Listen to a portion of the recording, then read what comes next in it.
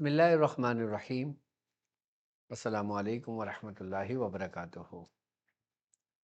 میں اپنے تمام معزز اپنے ہم سفر ساتھیوں کو، اپنے تمام پیر بھائیوں کو، اپنے تمام مریدین کو، اپنے تمام شاگردوں کو، اور جو لوگ میرے ساتھ اس روحانی اس مبارک سفر میں شامل ہیں اور قدم بقدم شانہ بشانہ میرے ساتھ ساتھ پہلے دن سے سورہ قریش کے لشکر میں شامل ہو کر اپنی منزل کی طرف آگے بڑھ رہے ہیں، میں ان تمام لوگوں کو جو دنیا میں جہاں کہیں سے بھی تعلق رکھتے ہوں، کسی نہ کسی خانوادے سے جڑے ہوئے ہوں، کسی نہ کسی سلاسل کا حصہ ہوں، روحانیت کی جستجو میں، عملیات کی تلاش میں، سلاسل کے ذکر و اذکار اور بالخصوص وہ اعمال جو ہم تک ہمارے بزرگوں سے پہنچے، ان کی اجازتوں کے لیے ہمارے ساتھ جڑے ہیں، میں ان تمام لوگوں کو کہ جو اپنے مسائل میں گرفتار ہیں، جو پریشان ہیں اور چاہتے ہیں کہ قرآن اور سنت کی روشنی میں ان کو ان کے مسائل کا حل ملے، میں ایسے تمام لوگوں کو اپنے خاندان قادریہ، سلسلہ سہروردیہ، چشتیہ، قلندریہ، ابوالعلیہ، جہانگیریہ، حسنیہ، عثمانیہ، طارقیہ، شاذلیہ میں ایک بار پھر جانے ایمان سیزن 5 کے ایپیسوڈ 5 میں خوش آمدید کہتا ہوں، اور یہ بھی امید کرتا ہوں کہ آپ تمام لوگ خیریت سے ہوں گے۔ الحمدللہ ہمارا یہ کامیابی کا سفر اپنی منزل کی طرف آگے رواں دواں ہے۔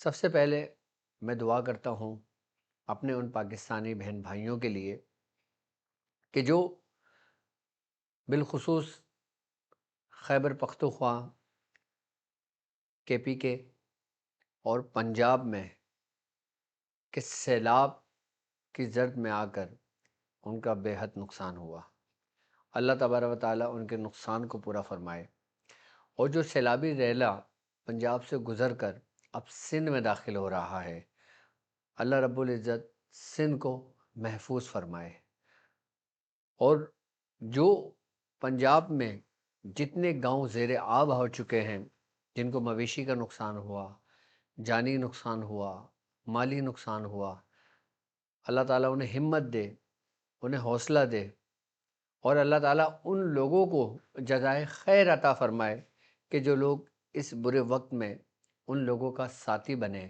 ہمدرد بنے اور ان کی بلوس محبت اور خدمت کر رہے ہیں۔ اللہ تعالیٰ ان لوگوں کو سدا سلامت رکھے کہ جو لوگ لوگوں کی بھلائی میں لگے رہتے ہیں۔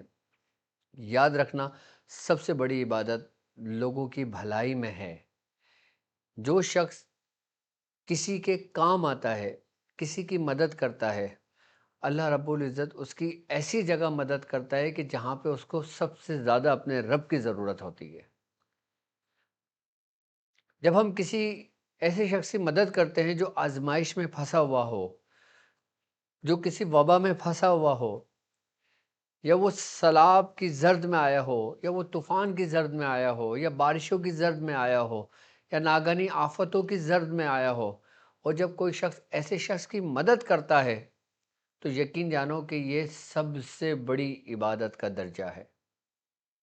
تم وہ خوش نصیب انسان ہو کہ جس کو رب نے اس نیک مشن کے لیے چنا ہے، کہ جن کو خاص خاص لوگوں کو چنتا ہے۔ اللہ جسے محبت کرتا ہے نا، اس کو مخلوق کی خدمت میں لگا دیتا ہے۔ اب مخلوق کی خدمت کئی صورتوں میں کی جاتی ہے۔ ایک ایسا شخص بھی مخلوق کی خدمت کر سکتا ہے جو کوئی علم نہ رکھتا ہو، جو کوئی کچھ نہ جانتا ہو، وہ بھی مخلوق کی خدمت کر سکتا ہے، اور کرتا ہے کہ جیسے سیلاب میں پھنسے لوگوں کو نکالنا۔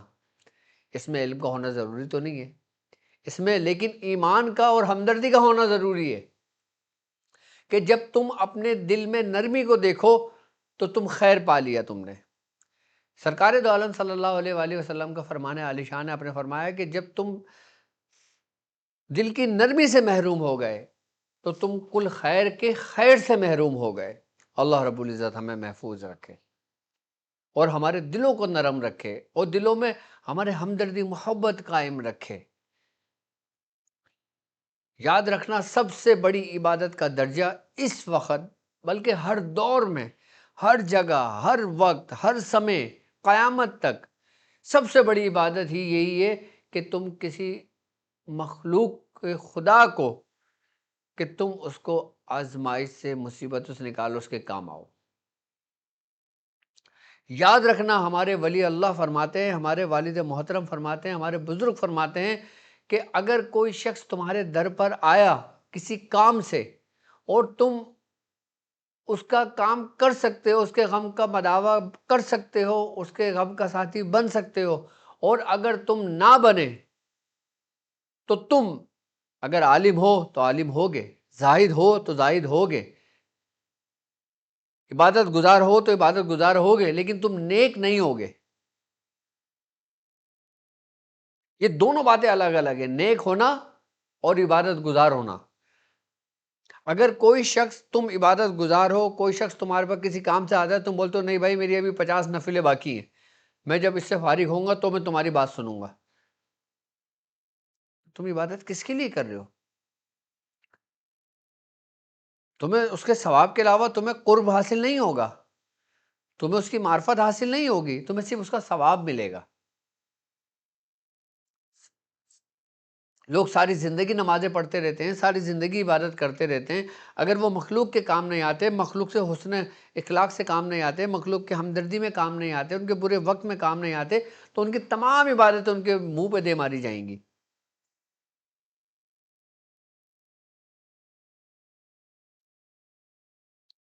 یہاں تک کہ ہمارے بزرگوں کی تربیت ہے کہ فرض نماز کے علاوہ اگر تم کسی نماز میں موجود ہو، کوئی تمہارے دروازے پہ دستک دے، تو تم اپنی نماز مکمل کر کے سب سے پہلے اس کی سنو۔ یہ نہیں کہ جتنی نمازیں اور باقی ہیں اس کو مکمل کر کے تم اس کی سننے جاؤ گے، وہ تمہاری جو باقی ہیں وہ تمہارے کسی کام کی نہیں ہے۔ پھر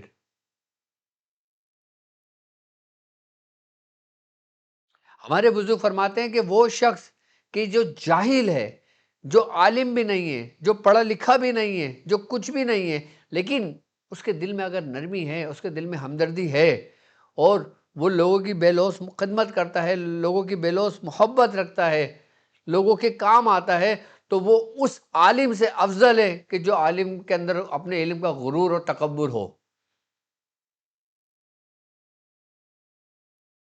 میں اس عالم کی بات کر رہا ہوں کہ جس کے اندر غرور اور تکبر ہو اپنے علم کا، کہ میں کچھ ہوں، کہ میں ہی سب کچھ جانتا ہوں، کہ میں افضل ہوں، میں ہی پارسا ہوں، میں ہی نیک ہوں۔ اس عالم سے افضل ہے کون؟ ایک جاہل، ایک عام شخص کہ جو لوگوں کی مدد کرتا ہے، خدمت کرتا ہے، دل میں نرمی ہے اس کے۔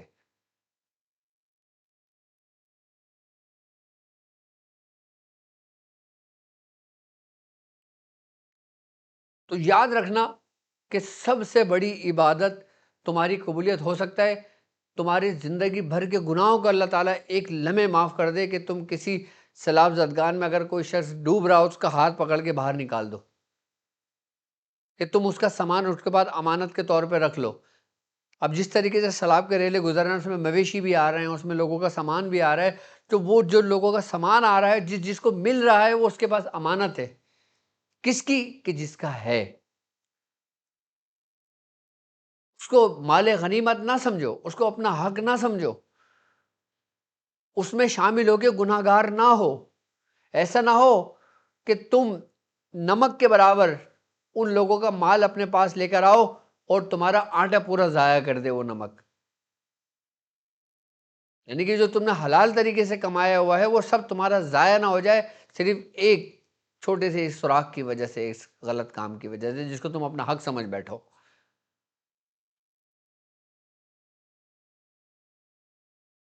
یہی اولیاء کرام کا طریقہ کار رہا ہے، یہی بزرگوں کی تربیت کا حصہ رہا ہے، یہی بزرگوں کے معاملات رہے ہیں، اسی طرز پہ بزرگ اپنے مریدوں کی ابتداء وقت میں تربیت کرتے ہیں۔ عمل، پڑھائی، روحانیات، عبادت، یہ تو سب بات کا حصہ ہے۔ اگر تمہارے اندر یہ حصہ نہیں ہے تو پھر 99 سے تمہارے لیے بیکار ہیں۔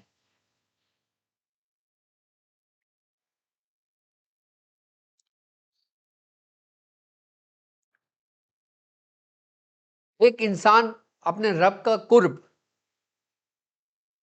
محبت کے رستے سے حاصل کرتا ہے. ایک انسان اپنے رب کا قرب ریاضتوں کے ذریعے حاصل کرتا ہے،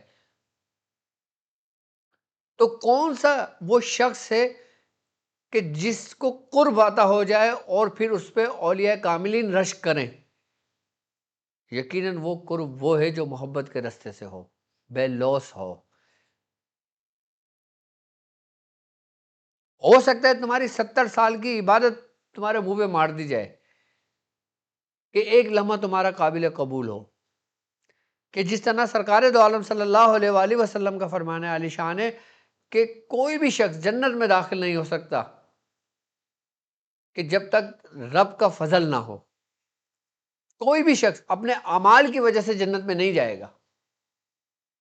یہ اس حدیث کا مفہوم ہے کہ کوئی بھی شخص اپنے اعمال کی وجہ سے جنت میں نہیں جائے گا. ایک صحابی نے ڈرتے ڈرتے پوچھ لے، یا رسول اللہ کیا آپ بھی؟ فرمایا ہاں.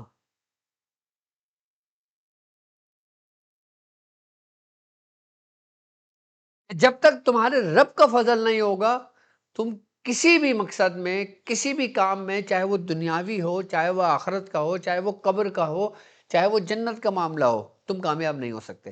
اور رب کا فضل کب ہوتا ہے؟ کہ جب تم اس کی بنائی ہوئی مخلوق کی قدر کرتے ہو، اس کے کام آتے ہو ایک دوسرے کے.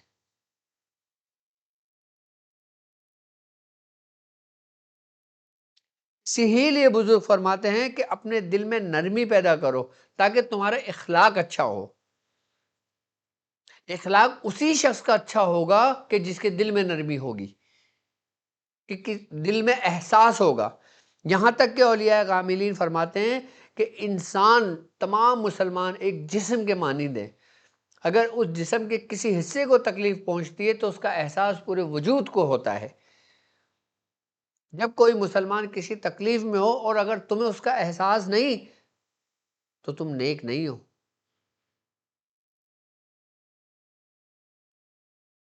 تم پھر یہ وہم کا شکار ہو.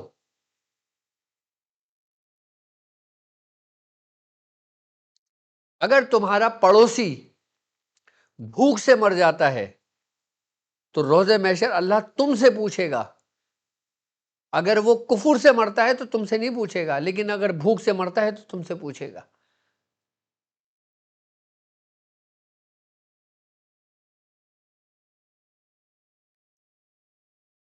ہمارے دین میں تو پڑوسیوں کے اتنے حقوق ہیں کہ صحابہ کرام فرماتے تھے کہ جب رسول اللہ پڑوسیوں کے حقوق بتاتے تھے تو ہمیں یہ شبہ نہ ہوتا تھا، ہمیں یہ ڈر ہوتا تھا کہ کہیں ہماری وراثت میں شامل نہ ہو جائیں، ہماری جائیداد میں شامل نہ ہو جائیں پڑوسی.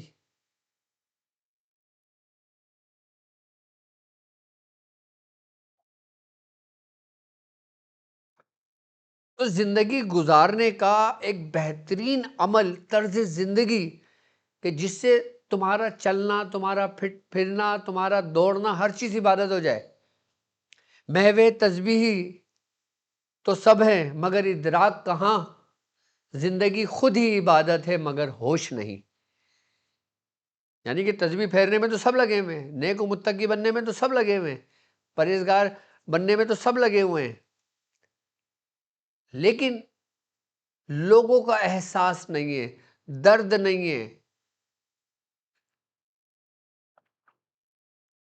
بلکہ یہاں تو ایسا ہوتا ہے ہمارے معاشرے میں کہ اگر کسی کو کسی کی کمزوری کا پتہ لگ جائے تو اس سے وہ ناجائز فائدہ اٹھانے لگتے ہیں، اس کی باقاعدہ مدد کرنے کے بجائے. ایسے ہی لوگ تنگ دست ہوتے ہیں، ایسے ہی لوگ مفلسی حالت میں چلے جاتے ہیں، ایسے ہی لوگ پریشان ہوتے ہیں اور پھر کہتے ہیں لو ہم پہ جادو کر دیا. تو یہ گویا جادو تو نہ ہوا. اگر ہم چاہتے ہیں کہ ہمارے رزق میں برکت ہو، اگر ہم چاہتے ہیں، ہم مصائب میں گرے ہوئے ہیں، پریشان ہیں، آزمائش میں ہیں، ہم چاہتے ہیں کہ اس آزمائش سے نکلیں، تو ہمیں چاہیے کہ اپنے ارد گرد اپنے سے جڑے ہوئے لوگوں کو دیکھیں، ان کے حالوں کو دیکھیں. اگر ہم ان کے کچھ کام آ سکتے ہیں، کام آنا کوئی ضروری نہیں کہ تم مال سے کام آؤ، کام آنا ضروری نہیں کہ تم ان کو دولت دو، مال آنا، کام آنا یہ نہیں کہ تم ان کو قرضہ دو. کہ اگر کوئی پڑوسی سامان اٹھا کے لے کے جا رہا ہو تو اس کے ہاتھ سے لے لینا بھی، یہ بھی صدقہ ہے، اس کی مدد کر دینا ہے.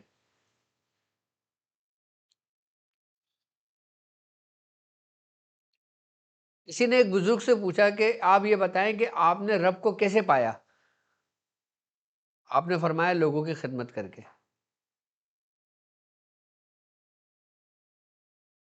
اللہ اکبر۔ فرمایا یہاں تو آدھے مسلمان ہیں اور آدھے کافر ہیں۔ کہا میں کافر و مسلمان کو تھوڑی دیکھتا ہوں، میں تو اس کی مخلوق کو دیکھتا ہوں،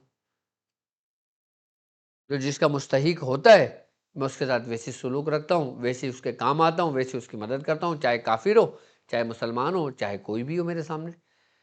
اگر وہ مجھے مدد کے لیے پکارتا ہے میں اس کی مدد کرتا ہوں۔ میں یہ نہیں دیکھتا کہ یہ فلاں ہے، یہ فلاں فرقے سے تعلق رکھتا ہے، یہ فلاں فرقے سے تعلق رکھتا ہے، یہ فلاں مذہب سے تعلق رکھتا ہے، یہ فلاں مذہب سے تعلق رکھتا ہے۔ آپ نے فرمایا یہ نہیں دیکھتا میں۔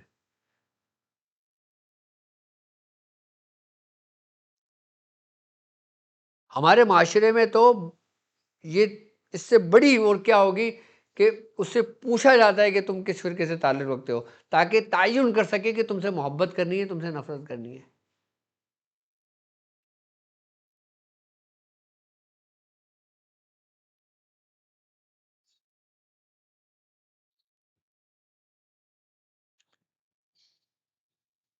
تو یاد رکھیں یہ وہ رستہ ہے جو اولیاء کاملین کا رستہ ہے۔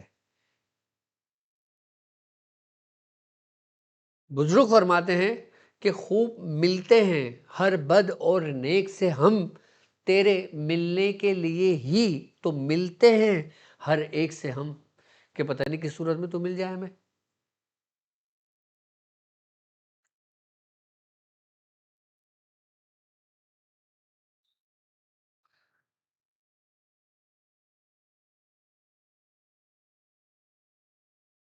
سب سے ملو لیکن احسن طریقے سے ملو، دل میں نرمی رکھ کے ملو، اپنا اخلاق اچھا رکھ کے ملو، پتہ نہیں کس صورت میں تمہیں وہ مل جائے۔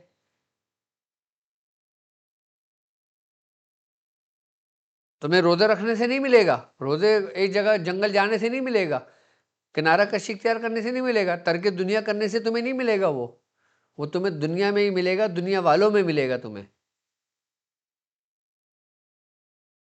جب سے سنا ہے یار لباس بشر میں ہے، اب انسان کچھ اور ہی ہماری نظر میں ہے۔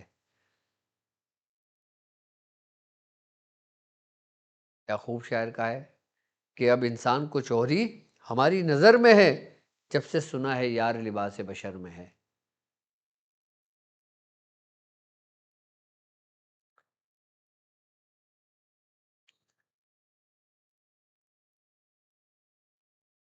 سب سے بڑی عبادت کا درجہ کیا ہے؟ کہ کسی کے کام آنا، کسی کی مدد کرنا۔ یاد رکھنا یہ وہ مکافات عمل ہے کہ اگر تم کسی کے کام آؤ گے تو پلٹ کر اس کا صلہ تمہیں ملے گا، اگر کسی کو دھوکہ دو گے تو پلٹے گا، ہر چیز پلٹتی ہے۔ دھوکہ دو گے تو دھوکہ بھی پلٹ کر آتا ہے، نیکی کرو گے نیکی بھی پلٹ کر آتی ہے، بدی کرو گے بدی بھی پلٹ کر آتی ہے، ہر چیز لوٹتی ہے۔ تو انسان پھر دوسروں کے ساتھ غلط کیوں کرتا ہے؟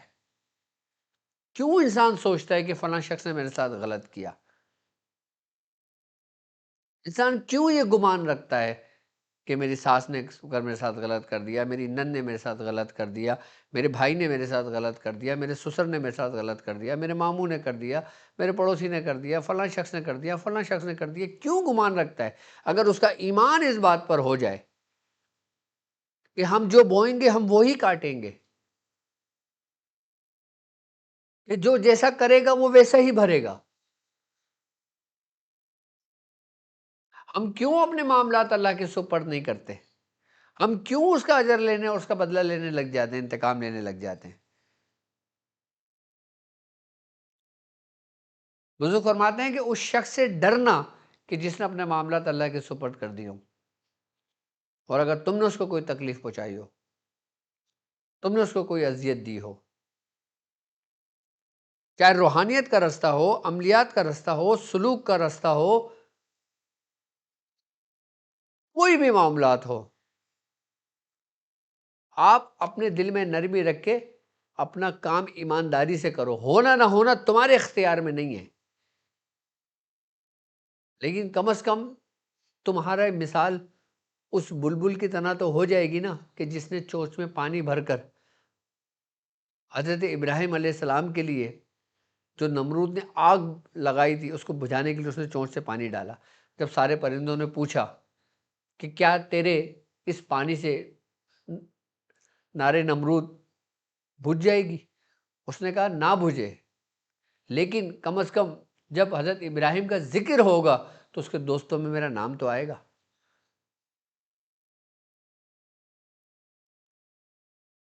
اور ہم بالخصوص ایسے مہینے میں داخل ہیں کہ جسے ماہ ربیع الاول کا مہینہ کہا جاتا ہے. اور یاد رکھیں جب ہمیں میلاد منانا چاہیے، ہمیں جشن منانا چاہیے، ہمیں ہر چیز کرنا چاہیے، لیکن یاد رکھنا اس تمام کام کے اندر کسی پڑوسی کو تکلیف نہ دینا، محلے والوں کو تکلیف نہ دینا، سفر میں تکلیف نہ دینا، لوگوں کو تکلیف نہ دینا. اگر تم لوگوں کو تکلیف دے کر نیکی کا کام کرتے ہو تو وہ نیکی تمہارے کسی کام نہیں آنی.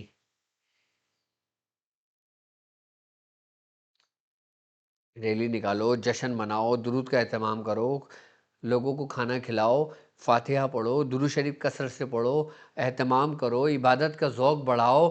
یہ ہے میلاد منانا.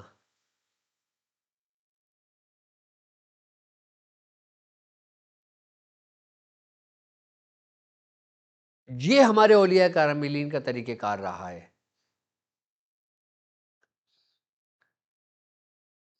اگر تم کسی محفل کا انعقاد کرتے ہو، تمہارے پڑوس کو تکلیف ہوتی ہے، تمہارے گھر والوں کو تکلیف ہوتی ہے، تمہارے آنے جانے والوں کو تکلیف ہوتی ہے، تو تم اس تکلیف کو پہلے ازالہ کرو.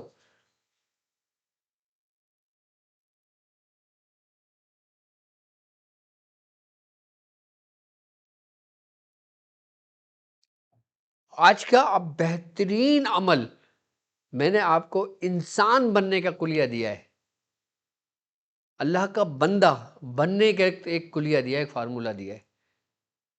پڑھائیاں تو بہت لی ہیں تم نے، عمل تو بہت لیے ہیں تم نے، لیکن یہ عمل بھی آج لے لو جو میں نے دیا ہے.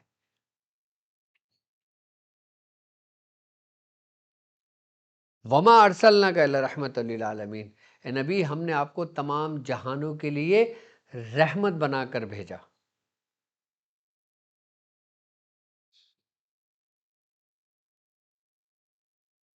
آج میں آپ کو سورہ یاسین کا ایک عمل تعلیم کروں گا. سورہ یاسین کا ایک عمل، سرکار دو عالم صلی اللہ علیہ وآلہ وسلم کا فرمان عالی شان ہے کہ ہر شے کا ایک دل ہوتا ہے، اور قرآن کا دل سورہ یاسین ہے. اور سورہ یاسین سرکار دو عالم صلی اللہ علیہ وآلہ وسلم کے لیے ذات اقدس سے ایک جڑا، اس کا ایک بہت گہرا تعلق ہے حضور کی ذات سے.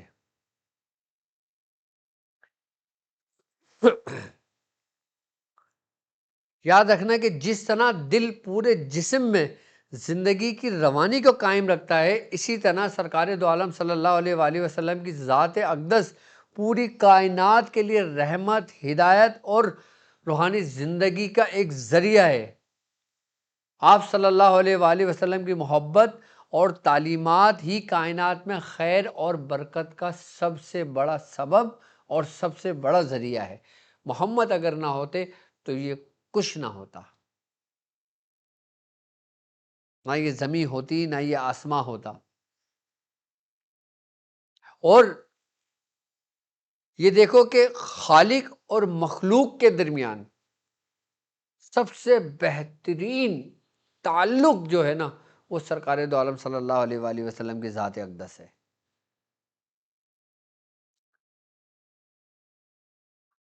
آپ صلی اللہ علیہ وآلہ وسلم کے ذریعے ہی انسانیت نے اپنے رب کو پہچانا، اپنے رب کو جانا اور ہدایت کا رستہ پایا.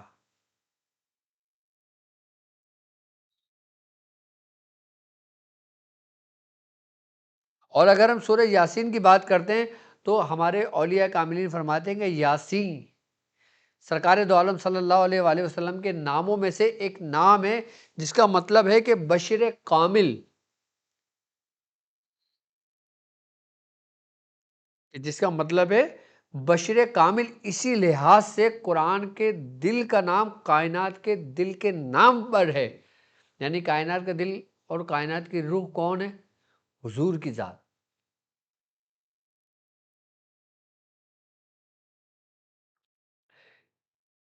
یہ تعلق سب سے پہلا اور واضح اشارہ ہے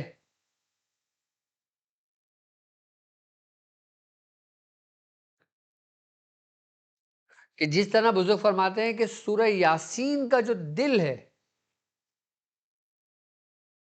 قرآن کا دل سورہ یاسین، اور یاسین کا جو دل ہے نا وہ ایک آیت ہے، آیت نمبر 58، سلام قول من رب الرحیم۔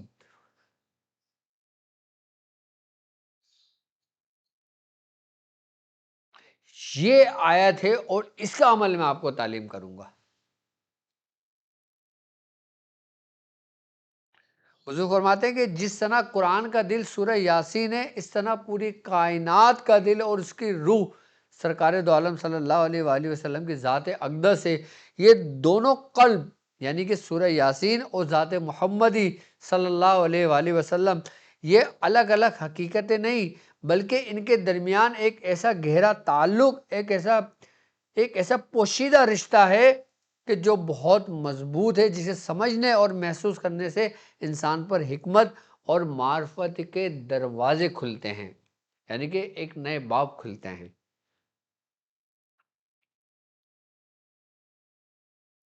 سورہ یاسین میں دیکھ لینا آپ کہ سورہ یاسین میں اگر دیکھا جائے کہ اسلام کے بنیادی عقائد کو جامع انداز میں یہ سورت بیان کرتی ہے کہ اس کے اندر اللہ کی وحدانیت یعنی کہ توحید، سرکار دو عالم صلی اللہ علیہ وآلہ وسلم کی رسالت اور آخرت پر ایمان، یہ تینوں چیزیں اس میں موجود ہیں، اور یہ تینوں عقیدے دین کی بنیاد ہیں۔ اور سورہ یاسین ان کو ایسے دل نشیں انداز میں بیان کرتی ہے کہ انسان کا دل گواہی دینے لگتا ہے کہ یاسین والقرآن الحکیم انک لمن المرسلین، کہ بے شک آپ رسولوں میں سے ہیں۔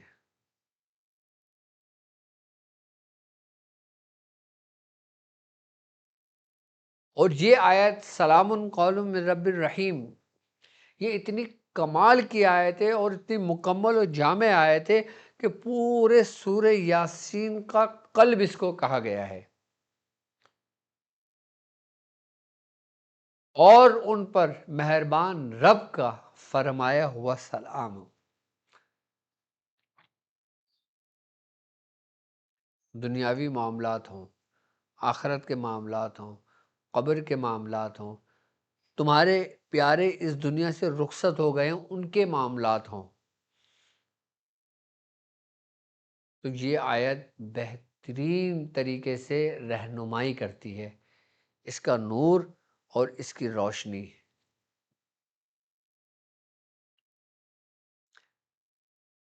حضور فرماتے ہیں کہ اس کی تلاوت کرنے سے دل پر ایک خاص اثر ہوتا ہے کہ بے چین روح کو سکون ملتا ہے، انسان خود کو اللہ کے بہت قریب محسوس کرتا ہے، اور یہی آیت دل کو زندہ کرتی ہے اور نور سے منور کرتی ہے انسان کے۔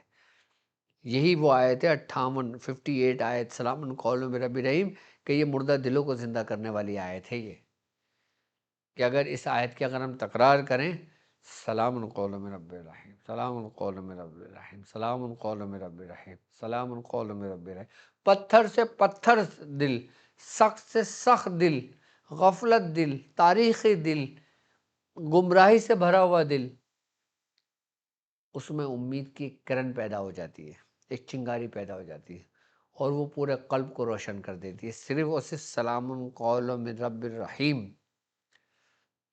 یاد رکھنا کہ جس طرح جسم میں دل میں خون پمپ کر کے ہر عضو کو ایک زندگی پہنچاتا ہے، اسی طرح سورہ یاسین ایمانیت کا جوہر ہر روح تک پہنچا کر اسے روحانی زندگی عطا کرتی ہے۔ یعنی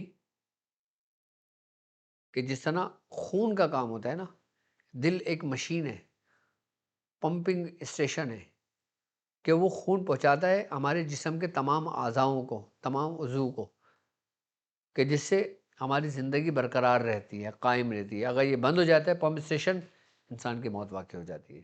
یہ پمپ اسٹیشن چلتا رہتا ہے، پورے جسم کو خون پہنچتا رہتا ہے۔ بالکل اسی طرح سورہ یاسین کی جو یہ آیت ہے، سلام قول من رب الرحیم، جب یہ ہمارے اندر پمپ اسٹیشن شروع ہوتا ہے، اس کی روحانیت شروع ہوتی ہے، تو وہ ہمارے روح کو ایکٹیو کرتی ہے، اس کو بیدار کرتی رہتی ہے، اور ایک سکون سا میسر ہوتا ہے انسان کو۔ جب تم یہ دیکھو کہ تم پریشان ہو، عاجز آ گئے ہو، کوئی رستہ نہ مل رہا ہو، روز زاروں قطار آنکھوں سے آنسو نکل رہے ہوں، رب یاد آ رہا ہو، تو اسی لمحے پرسکون ہو کے بیٹھ جاؤ، آنکھیں بند کر لو اور سلام قول من رب رحیم کی تکرار کرو۔ کمال کا سکون ملتا ہے صاحب، کمال کا، کہ ایسا لگتا ہے کہ جس ساری پریشانیاں دھل کر پانی کے ذریعے باہر نکل گئی، کہ انسان کو صبر آ جاتا ہے،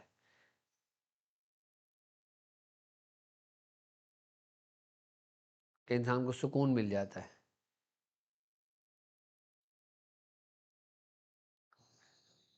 کہ یاد رکھنا، سکون بھی انہی لوگوں کے حصے میں آتا ہے کہ جو لوگ صبر کے دامن کو پکڑ کے رکھتے ہیں، اور جو لوگ شکوہ کرتے ہیں، زبان کھولتے ہیں، ان کو سکون کبھی بھی میسر نہیں آتا۔ لوگ کہتے ہیں نا کہ یار میں نے بھڑاس نکال لی، مجھے دل کو سکون مل گیا، وہ وہم ملتا ہے، سکون نہیں ملتا۔ یاد رکھو، سکون اللہ ہی کے ذکر میں ہے، بھڑاس نکالنے میں نہیں ہے۔ جب تم کبھی اپنے آپ کو تنگ دست پاؤ، محتاج پاؤ، مفلس پاؤ، عاجز پاؤ، تھکے ہوئے ہارے ہوئے پاؤ، تو اپنا رخ اپنے رب کی طرف کرو اور گردن جھکا لو، اور پھر گردن پہ ضرب مارتے رہو اپنا قلب پہ، سلام قول من رب الرحیم۔ کم سے کم 70 مرتبہ اس کو لازمی اپنے ورد میں رکھیں، 70 مرتبہ اس کو اپنے ورد میں رکھیں۔ اور جو لوگ اس کو 1.25 کرنا چاہیں تو 3125 بار روزانہ پڑھ کے اس کو 40 روز میں بغیر پرہیز کے اس کو 1.25 کر سکتے ہیں، اس میں پرہیز کی حاجت نہیں ہے۔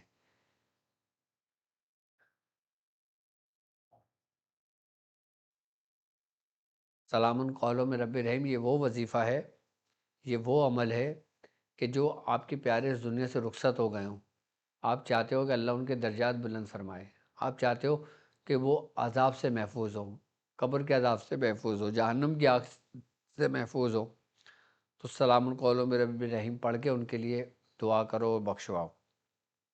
دیکھو، خواب میں آ کر تمہارے پیارے، تمہارے مہربان، کہ جنہوں نے تم پر بچپن میں شفقت کی، کہ جنہوں نے تم پر بچپن میں رحم کیا، کہ جنہوں نے بچپن میں تم کو پالا، تمہارے والدین، تمہارے دادا دادی، تمہارے نانا نانی، ان کے لیے کچھ تو کر لو۔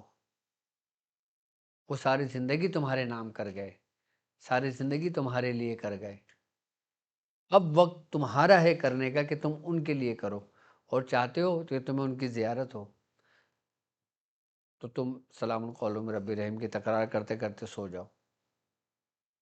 اگر کوئی چاہتا ہے کہ کسی ولی کی زیارت کرنا، تو اس کے روضہ پہ، اس کے مزار پر بیٹھ کر سلام قول من رب الرحیم کا مراقبہ کرے۔ سلام قول من رب الرحیم کے مراقبے سے مراد کہ مراقب ہو کر اپنے گردن کو آہستہ آہستہ تصور میں اپنے قلب پہ مارے، اور سلام قول من رب الرحیم زبان تالو سے لگا کے پڑھے، زبان سے نہ پڑھے، زبان کو تالو سے چپکائے اور پھر پڑھے سلام قول من رب الرحیم، ایک ضرب لگا دے، سلام قول من رب الرحیم دوسری ضرب لگا دے۔ یہ رابطہ سازی کے لیے بھی ایک کوڈ ہے، یہ سلام قول من رب الرحیم کا۔ بزرگوں تک پہنچنے کے لیے، اولیاء اللہ تک پہنچنے کے لیے، حضور کی بارگاہ میں پہنچنے کے لیے، اللہ تک پہنچنے کے لیے بہت سارے راستے ہیں، اتنے راستے ہیں کہ جتنے یہ مخلوق موجود ہے، مخلوق کی تعداد کتنی آپ اندازہ کر لو، اتنے راستے ہیں اس تک پہنچنے کے لیے، لیکن سب سے بہترین راستہ خلق کی خدمت، کہ جس سے تمہاری نسل پروان چڑھے۔ یاد رکھو، تاریخ گواہ ہے کہ ان نسلوں کو، ان خاندان کو عروج ملا کہ جن کے آباء و اجداد نے اپنی زندگی کو لوگوں کی مدد میں خرچ کر دیا، اپنی پوری پوری جائیدادیں لوگوں پہ لٹا دی، پھر عروج انہی کی نسلوں کو ملا۔ سلطنت عثمانیہ کو دیکھ لو آپ ارطغرل غازی رحمۃ اللہ علیہ کی ہسٹری اٹھا کے پڑھو، آپ حضرت عثمان غازی رحمۃ اللہ علیہ کی ہسٹری اٹھا کے پڑھو، آپ فاتح محمد رحمۃ اللہ علیہ کی ہسٹری آپ اٹھا کے پڑھو، حضرت محمود غزنوی رحمۃ اللہ علیہ کی آپ اٹھا کے پڑھو، جو بڑے بڑے بادشاہ گزرے ان کی ہسٹری اٹھا کے پڑھو۔ اگر دیکھو گے ان کا کیا ایسا عمل تھا کہ جس سے ان کو بادشاہت تک مل گئی، تو تمہیں عبادت نہیں ملے گی کہ یہ نیک و پارسا تھا تو اس کو بادشاہ مل گئی۔ کیا تھا کہ وہ لوگوں کی مدد کرتا تھا۔ ہمارے حکمران ہم پر موجود ہیں، تمہیں کیا معلوم ہے کہ اللہ نے ان کو عبادت اور نیک اس کی وجہ سے ہمارے اوپر ان کو یہ حاکمیت دی ہے کہ وہ ہمارے حکمران بنے اور ہمیں حکم ہوئے کہ ہم ان کی پیروی کریں۔ ہو سکتا ہے ان کا کوئی نہ کوئی، ان کے آباء و اجداد کا یا ان کا کوئی ایسا نیک عمل ہو کہ جو لوگوں کی ذات سے جڑا ہوا ہو، اور اگر وہ اس پہ قائم رہتے ہیں تو ان کی نسلیں بھی حکمرانی کرتی ہیں، اور اگر وہ قائم نہیں رہتے تو پھر وہ تنزل کا شکار ہو جائیں گے، پھر ان کی جگہ اللہ کسی اور کو لے آئے گا۔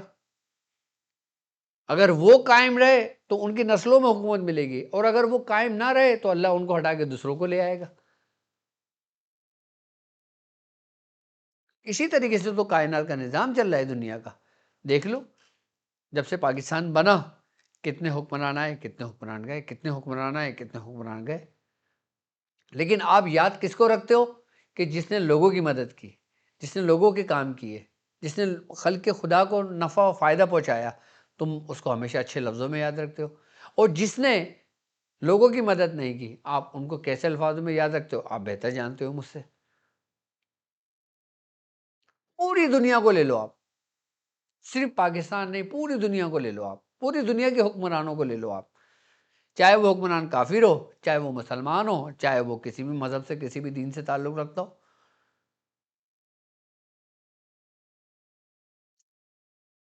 تو میری طرف سے میرے چاہنے والوں کو اس کے عمل کی اجازت ہے، آپ اس سے اپنے روحانیت کے لیے بھی کریں اور اپنے دنیا کو اچھا کرنے کے لیے بھی کریں۔ اگر کوئی شخص چاہتا ہے کہ اس کو حکمرانی نصیب ہو، کوئی شخص چاہتا ہے کہ وہ ایک بلند مقام پائے، سیاست میں مقام پائے، ریاست میں مقام پائے، جمہوریت میں مقام پائے، تو اس کو چاہیے کہ اپنے دل میں نرمی رکھ کے لوگوں کے کام آئے۔ اللہ تعالیٰ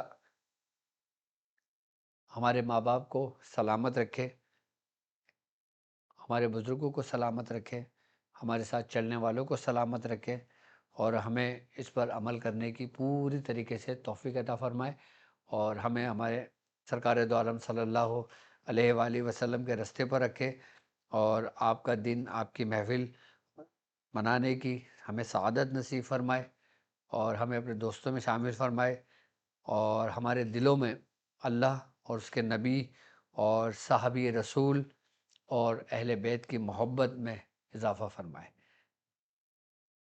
باقی ہماری ویب سائٹ www.drabdulwajidshadri.com آپ کے پاس موجود ہے، آپ وہاں پہ سرچ کر کے اجازت لے سکتے ہیں، اپائنٹمنٹ لے سکتے ہیں۔